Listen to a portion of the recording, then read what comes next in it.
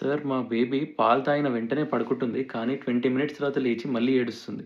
ఎందుకిలా? ఏదైనా ప్రాబ్లమా అని కొంతమంది పేరెంట్స్ అడుగుతున్నారు. Hi! I'm doctor Rahul, consultant neonatologist and paediatrician. ఇలా జరగడానికి కారణాల్లో మొదటిది ఇన్‌అడిక్వేట్ ఫీడింగ్.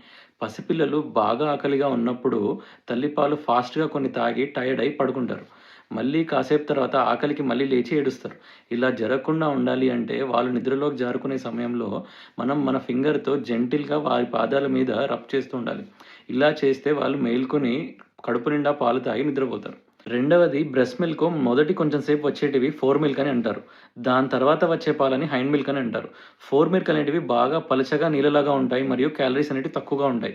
ఇవి బేబీ యొక్క దాహాన్ని తీరుస్తుంది.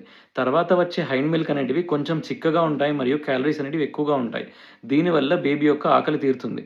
తల్లి తన బిడ్డకి పాలు పట్టేటప్పుడు ఒక సైడ్ మొత్తం ఎంప్టీ అయిన తర్వాత మాత్రమే రెండో సైడ్ పట్టాలి. ఇలా చేయడం వల్ల బేబీ యొక్క స్టమక్ ఫుల్ అయ్యి ఎక్కువ సేపు నిద్రపోతుంది. Thank you.